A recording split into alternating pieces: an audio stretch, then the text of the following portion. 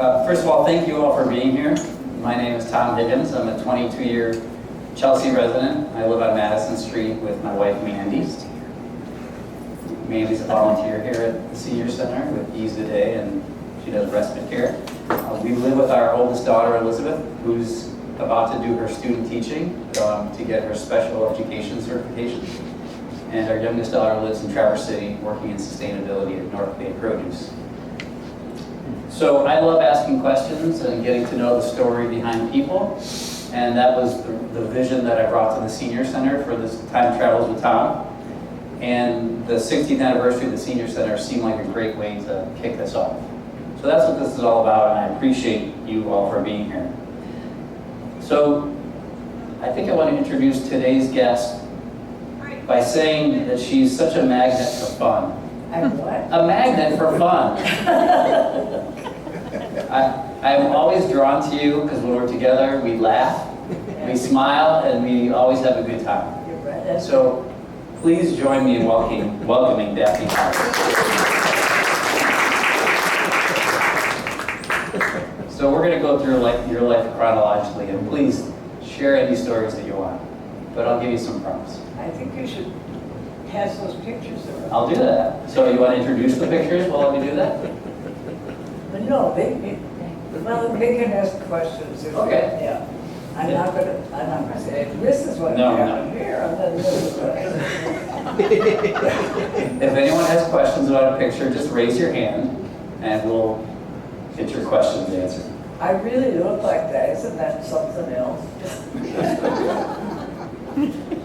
Oh, that's my wedding day. And the second one was, my dad was the warden at Marquette Prison. I'm just through 8th grade in that picture. I'm sitting there by the fountain. Oh, wow. I thought we were going to get right to the tattoo. What? You're jumping ahead. You're going way ahead. We'll save that for later. Okay, let's talk about your early life then. I'm talking about my early life. You don't have to hear about the tattoo. It's just an icebreaker. Yeah. So you were born in Hancock, Michigan, Right. in the Upper Peninsula. Yes. And my mother and father were school teachers at a little Finnish town called Winona, because they both had graduated from Northern and were high school sweethearts. And they went up there, and we lived in the, I only lived there till I was 3, but the family lived upstairs of the school. There was an apartment up there, that was where the 2 teachers lived with their 4 kids. Oh. So it was the days when politics played a big role in what the Michigan Department of Corrections did, which is where my dad was aiming for. So he wrote the governor, because they had advertised, and he was appointed to be the parole and probation supervisor for the whole UP. So they packed up everybody, moved back to Marquette, which is where they originally were from. So we lived there for a long time. I mean in Marquette or in Hancock? Marquette. Okay. We left Hancock when I was 3. Okay, we're going to get to Marquette. Let me just pause you for a second. So tell me about your family. You had 3 other siblings? Tom, I'm in the front row and I'm having a little difficulty hearing Daphne. Okay. Move your mic up just a little. What we have to do here. Thank you for saying it.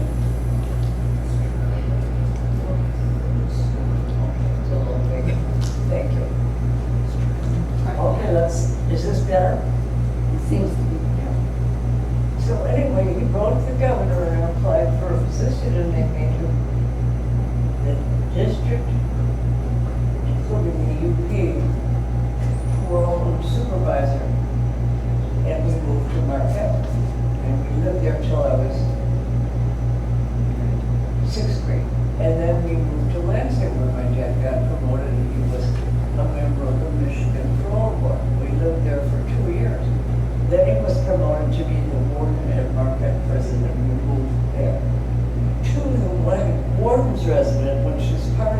concrete building, a picture of it in that brochure.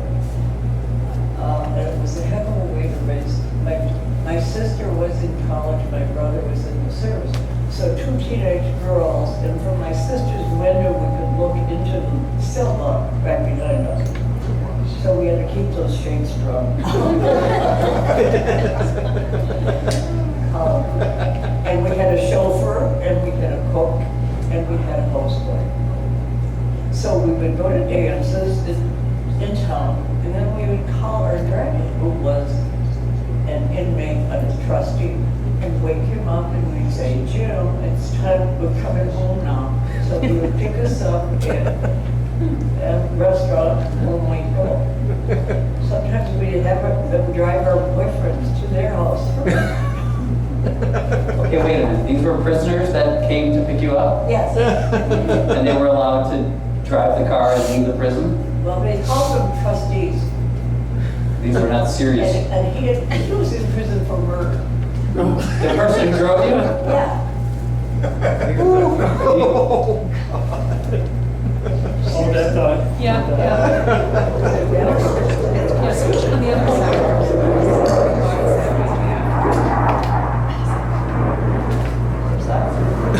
That's weird is what that is. I didn't do it. I didn't do it. Good time to stop. I know, but do you think? Let's try this. Let's try. Okay, Daphne. Hello. So, what do you think kept this trustee from dropping you off and continuing to drive and not go back to the prison? He was a nice guy. And those were different days.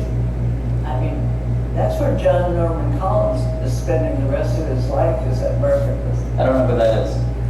Oh, my God. Do I? He was a Michigan murderer. He murdered all those girls on Eastern's campus. It's 1969. I see. Well, was it Okay. 69? Mandy knows this too?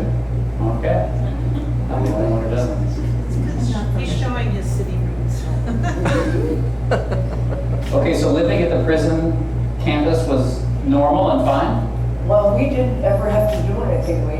We didn't have to make our beds or cook or clean or They did it all for you?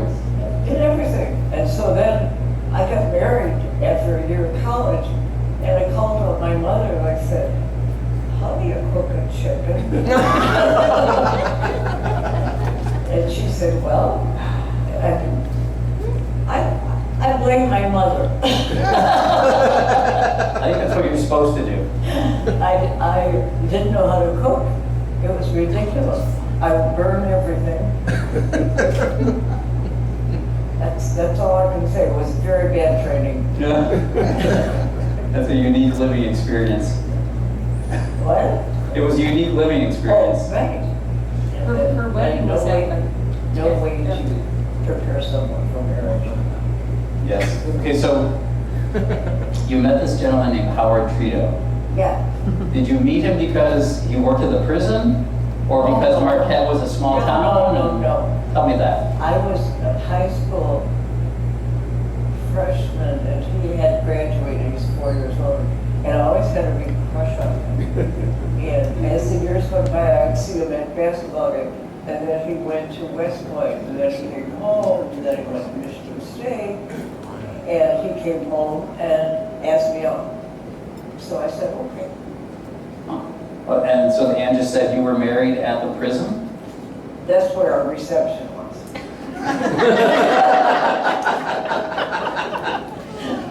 It was beautiful. There's pictures going around. It was beautiful. Prison. And My mother and dad would drink upstairs, but they didn't drink downstairs, but they had a little anteroom off their huge bedroom, and that was the cocktail room. And every day at 5 o'clock, my dad and mother would retreat upstairs, and as we got older, everybody went there and had a beer, or what did they call them? A highball.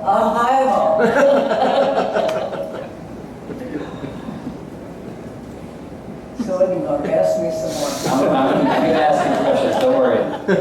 So you and Howard had 5 children. Yes, Some of them are in this room today. and Kathleen is right there. Tell us about your children. Pardon me? Tell us about your children. Well, I have them 1, 2, 3, 4, 2 years, 5.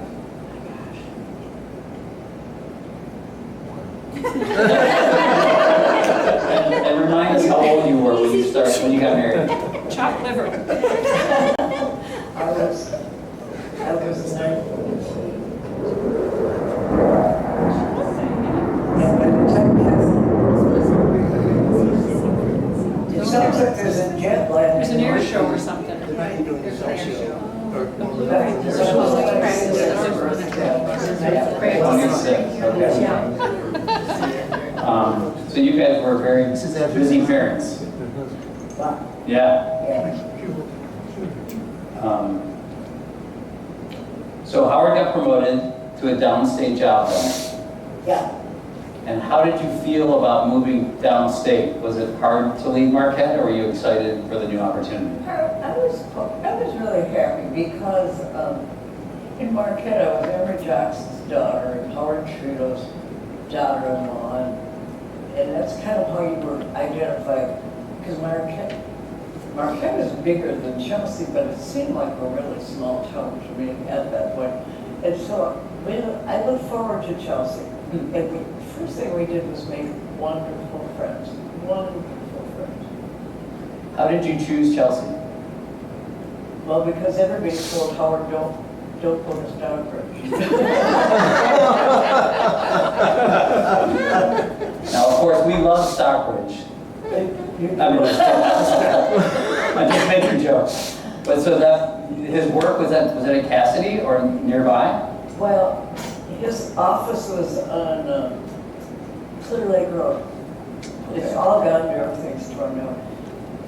And so he had lots of friends who lived in Jackson, so we started looking, we couldn't find any place, because we couldn't sell our house in Marquette. We rented it to some college kids, and we came down from state. And then we looked around here, and we found a huge house on Main Street to rent that was big enough. It's the only place we found it was an old beauty parlor. You walked in, it was a double house.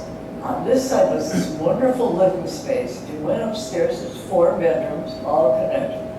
Go in this side, and it was a big room, a bathroom, and then turned around into the kitchen and started. It was a perfect place for us. Until the bank said, you gotta move because we're building a bank here. And one of my neighbors, who shall remain nameless, I met her for the first time at the library, and my friend said, this is Daphne. She lives across the street. This woman said, I never paid any attention to those transients. Those two. Transients? Transients. 60 years later. Yeah, I was going to say. I still remember it.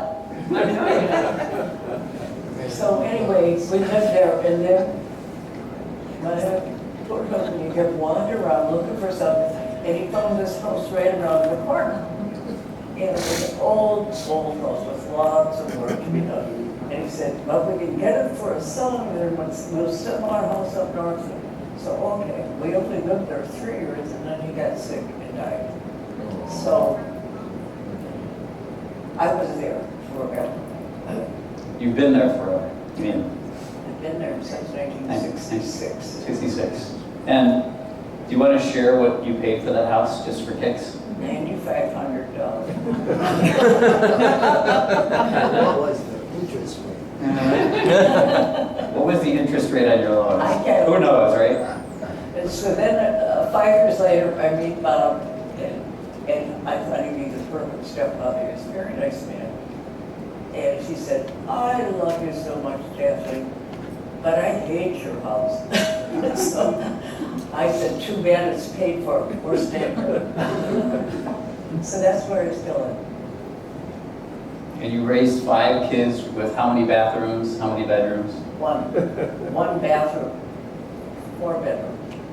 So the bedroom part I can imagine, but I can't imagine the Monday morning, or the school morning, everybody getting ready. What was that like? I'd say go eat behind the garage.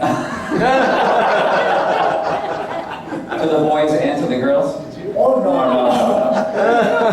It's the days when girls had long hair, but some of them would do it at night. At the high school, the boys were in sports, and so they'd shower at the high school. That's how we got around that. Thank you, Ed. Do you want me to come up and sit with you? So family, well, first of all, the resilience that you experienced or showed during Howard's death and later Bob's is amazing while raising these 5 kids. Well, as I said, I had wonderful, wonderful friends. Jack and Mary Ann Ruppel, John and Teresa Thompson, to name the top. And my first husband was such a sportsman here, and all these people had kids all around the age of my boy.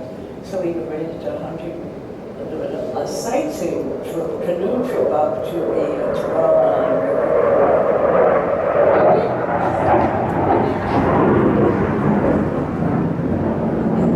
And some of those kids have never forgotten that trip. Such a good time. So I want to talk about your family, because I want to talk about your family, Yeah. because that's a big part of who you are. Yes. You talk a lot about your family. Oh, yeah. How many grandchildren? 13 and 26 grades. That's amazing. And one on the way. One just came. And one just came and one on the way. 2 on the way. Who else? Oh, yeah.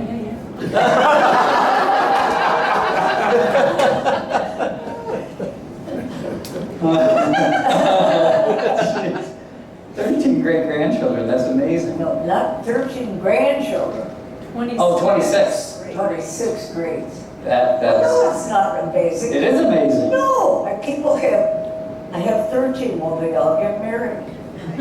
And nobody has a huge family, the biggest family is 3. But They add up. I guess when you start with 5, it adds up. yeah,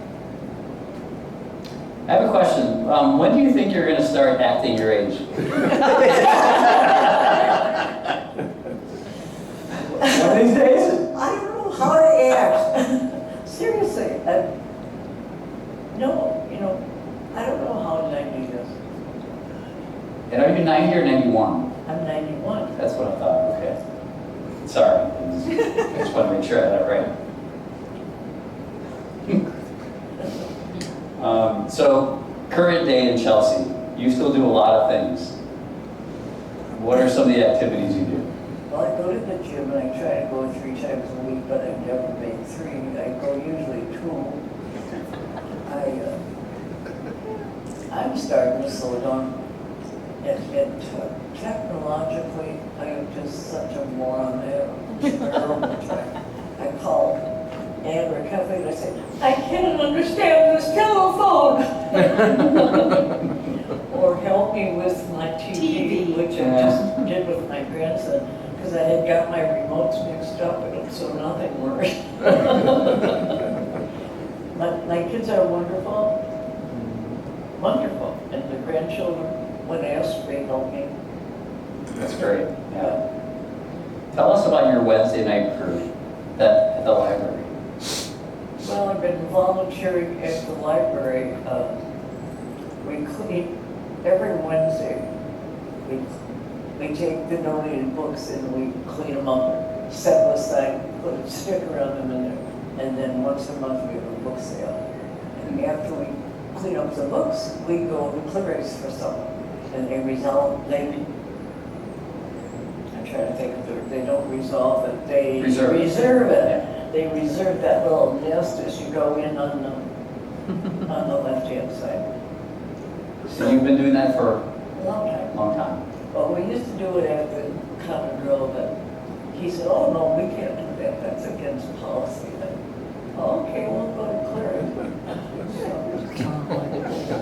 Tell them about Thursday nights. On Thursday nights, I go to the, not every Thursday.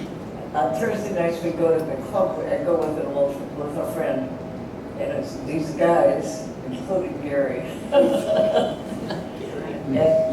it's just, we go in there and sit around and have one beer. And I'm usually home by 40s. Nobody's keeping track. You should just stay as long as you want. Well, I don't, because that's not. Daphne, I arranged the flyovers just for you.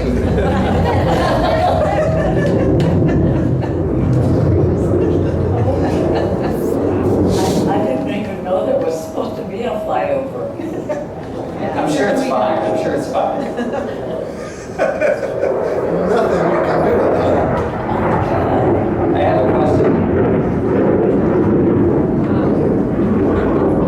Since we talked about the library, I just remembered that Lori Coryell said to ask you about Thomas Lynch, Oh, the author. oh my God, Mary Green, who's my dear friend, and she works in that library group. We adore Thomas Lynch. I don't know if any of you guys read him. He's a funeral director in Milford. And he is so charming. And his first book was called, I have them all, I bought them. Something about death. He writes about the experiences of himself and his sons in that funeral home. And he writes with such a wonderful,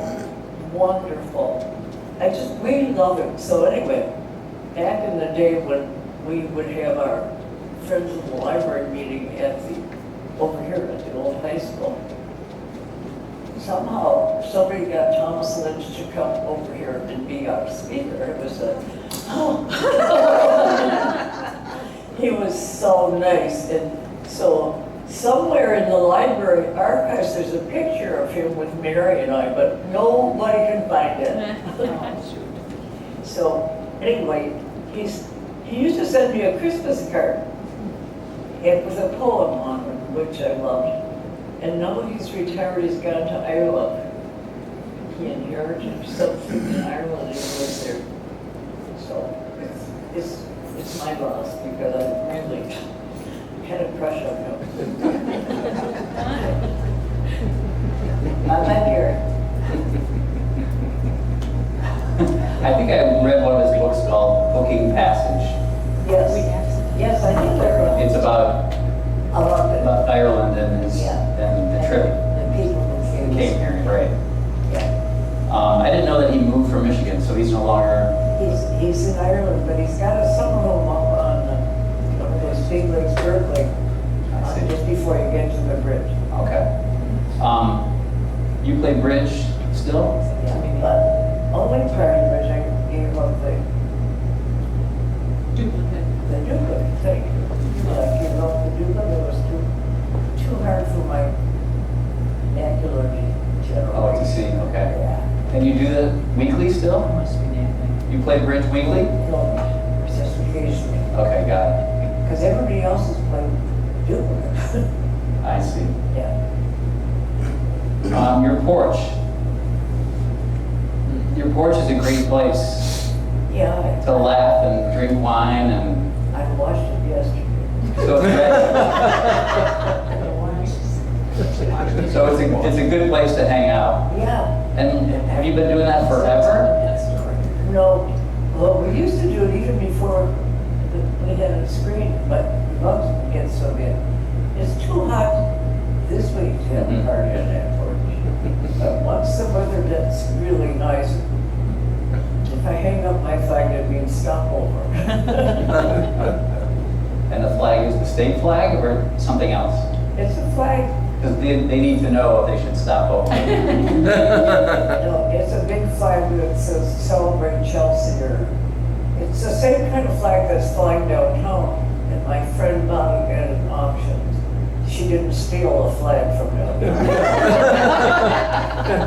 It was Mary Beth, anybody remember Mary Beth Cozy? She was a painter, and she designed that flag.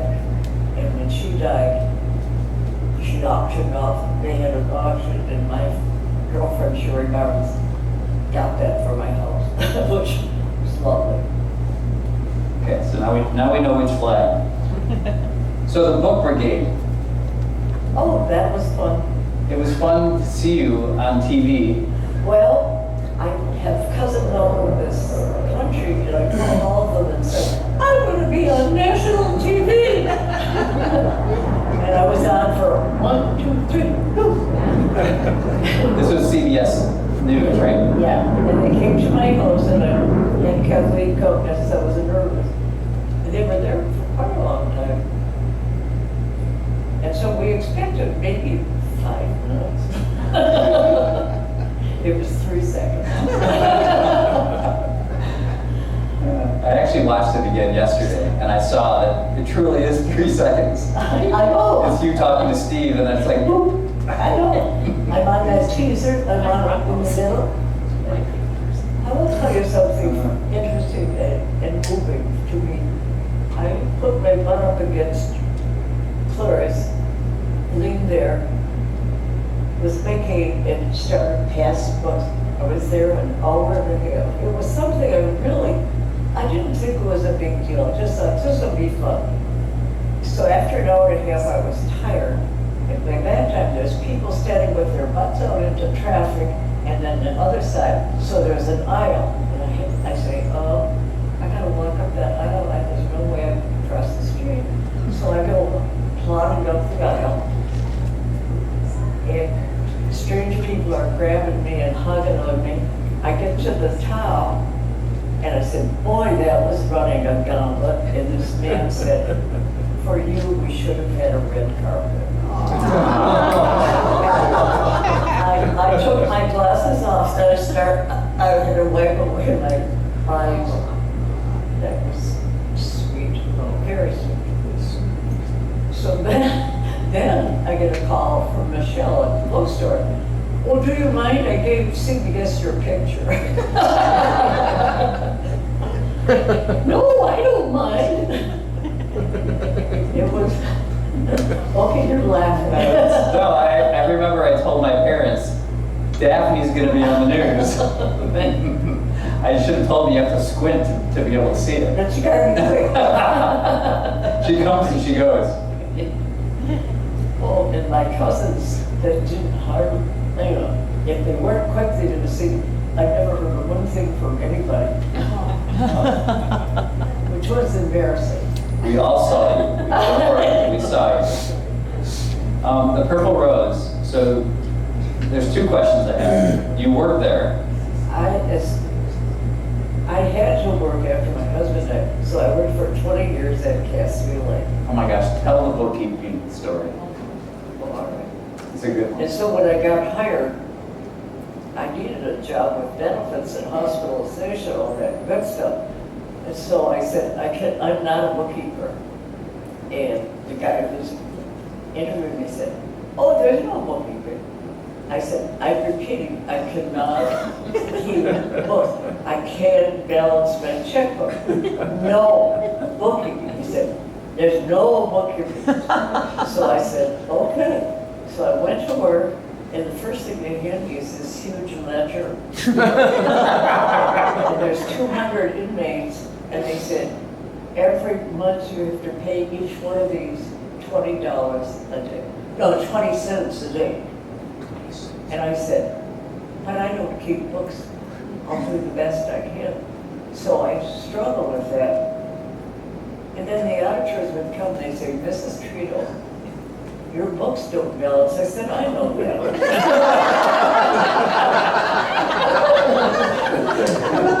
And you lasted 20 years. 20 years. The books never balanced. Every time, it was the same auditors for a long time.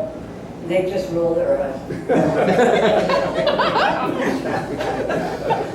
Sorry, we're jumping around, but when you said Mrs. Trito, will you also please tell the story of Trudeau or, Oh, my husband's great grandfather was an illiterate,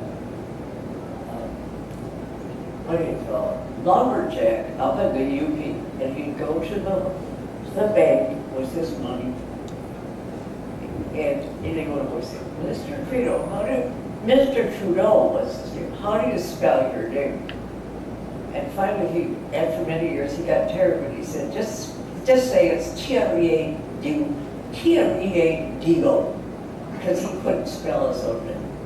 And so then everybody after him is named Trudeau, until my pretentious brother-in-law wanted to change it to Trudeau, and he tried, but couldn't do it. He kept moving around and losing track. So, but I had him in the grill one night, and I introduced him to Dr. Botzert. And he says to Dr. Botzert, yes, but my name should be Trudeau, because my relatives were voyageurs. And I watched this like.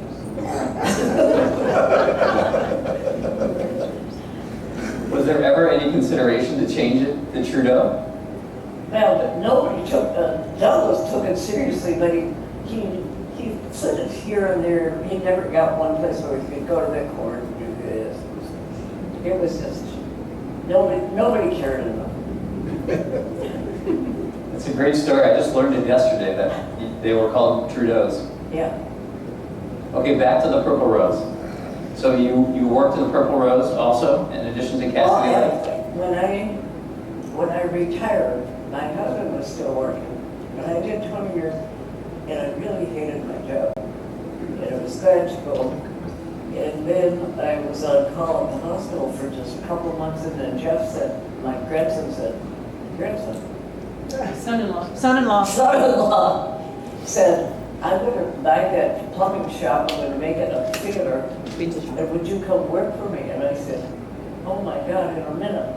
But I have to name my hours. And he said, what do you want? I said, Tuesday, Wednesday, Thursday, 12 to 6. And he said, fine. So I went down there when it was just a shell and kept notes, because I was a decent secretary. No bookkeeper. No. And so I worked there until Ed's daughter was starring in her college basketball games, and I was missing her games because they were on Tuesday nights. So I think I was there 14 or 15 years. I hated to quit, but She was the first employee. yeah. And then when I quit, Jeff, I have a plaque upstairs that said, I always dreaded the day that I'd have to fire my mother-in-law. Now I don't have.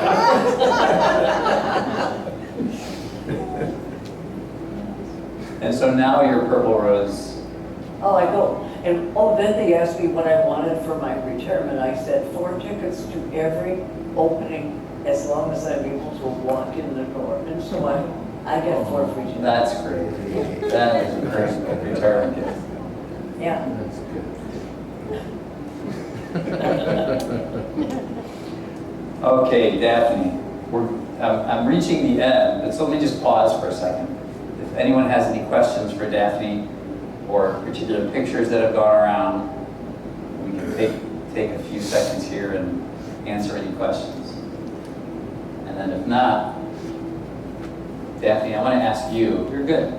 It's only half an hour. We can keep going.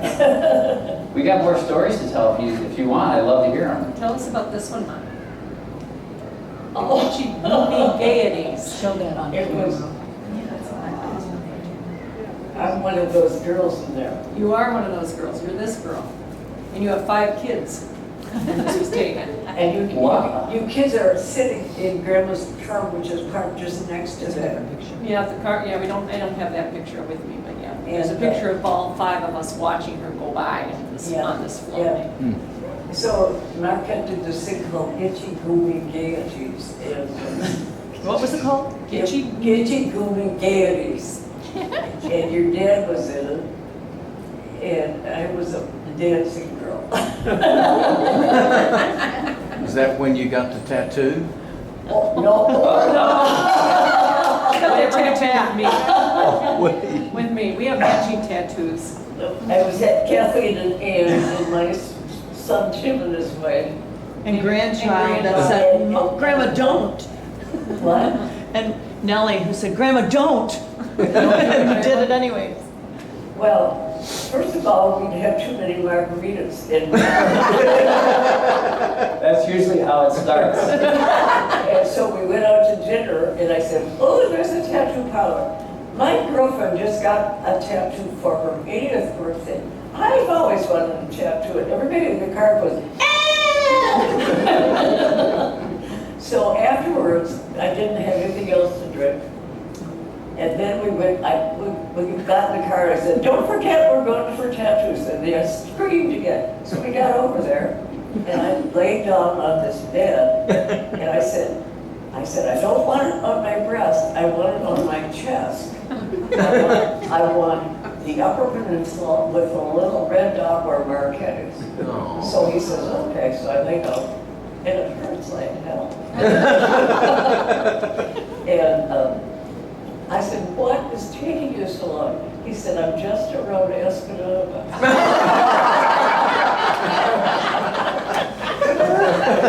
He was from the UP, which was ironic. We were in Florida. He was this guy from the And so UP. I said to him, how do you know Esplanade? He said, I used to deliver furniture to the UP. So then my son says, oh, Mom, you got nerve. I'm going to get a block S. I'm an MSD. So he laid down, they gave him a tattoo on his ankle. And then my daughter, Got sucked right in. It was Peer pressure. pure pressure.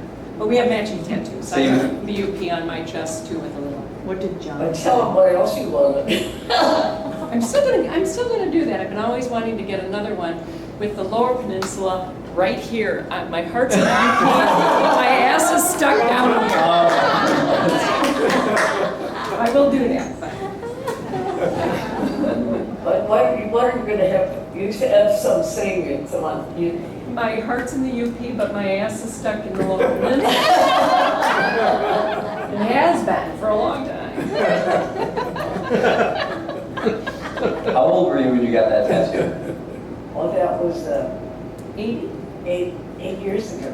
No, more than that. You were 80. Oh, so about 10, 11. 11 years. Yeah, 11 years. Amazing. Yeah. I was thinking back, you were studying to be a teacher Yeah, when you met Howard. yeah. So I assume, maybe I asked this already, I don't know. Was there something that you loved about your parents being teachers that sounded like that would be an appealing career? Well, Or why did you decide to do that? because I just love reading. I love to read. I see. I love to read. I always have loved reading. And so I wanted to be an English teacher. And I went back to, after my kids were done or in high school, I took night classes because Washington and I used to come over and teach at this old building, teach nights. And I took I took enough so that I could have an associate's degree, but then finally I said, oh, heck with it, I'm not going to do anything with it. But you kept on reading and learning. All reading, yeah, reading, yeah. I'm also curious about life in Hancock when you were born in 1934. You may not know that year, but what was it like? Was it depression? Were the mines active? Was it? Oh, everybody was in the city, the town was a little Finnish town. Everybody who lived there was Finnish. I remember we had a nursemaid whose name was Henry. I mean, that's a long time ago, Yeah. but I can't remember much. Okay. Are there any other stories that I haven't asked you that need to be told? Kathleen, Ann, anything that strikes you? Daphne? I think I'm done. You done? Daphne, has there been a yearly event when you go to submerge yourself in Lake Superior? Yes, I do. Tradition. It's been an annual tradition for No, I just make sure I dive and get under. under. Because going into your knees doesn't count. No, you gotta duck, you gotta duck. Gotta take a dive. Gotta take it out. You do this every year? Yeah. Like you still do it? Well, I'm going up to Marquette in July for a week. And you will do this? Oh, we'll do it, yeah. Oh, yeah. She'll do it. And these girls do it. Yeah. And this has been for forever that you've done this? As long as I can remember. Oh. We lived in Marquette for a long time, and we would walk down the hill to the lake. And my son has built a big house that's for hearing those cars from Lake Superior. I see. Yeah. That's a The best thing, Tom, was to take a sauna, get in the sauna, and then jump in the lake. And that's quite the shocker, too. And then you get back in the sauna and warm up. Yeah, it's back and forth. That's the best way Oh my to gosh. approach that lake.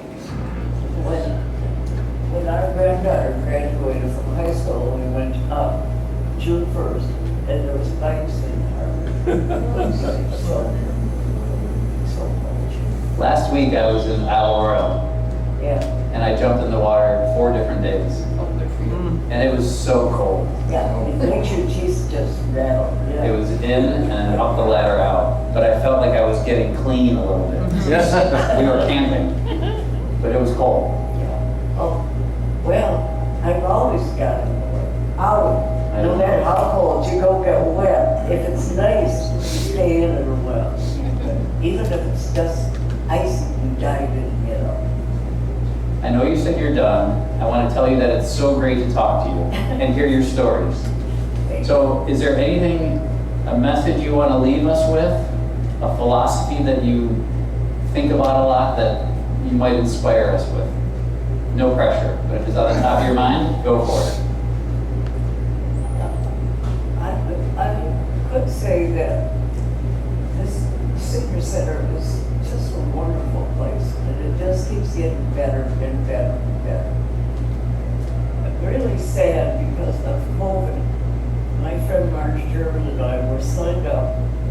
We were gonna go to the top of the Mississippi River and go on a tour with some company and end up in New Orleans. And then, in the fall, we were going to Cape Cod, because neither one of us had ever done those 2 things. And then COVID came, and everything was just wiped out. And now Marge is sick, and I'm getting home early. I'm probably done traveling, that's for sure, except to the UK. That's a trip in itself. Yeah. Daphne, it's been so fun to get to know you even better. Thank you for being here.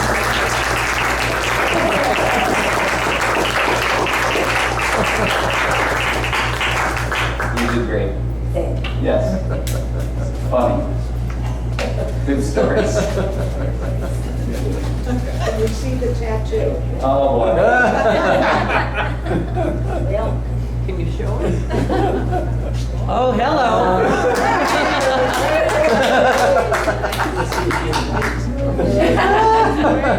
Okay, we see it. We're good. Everybody should be tattooed.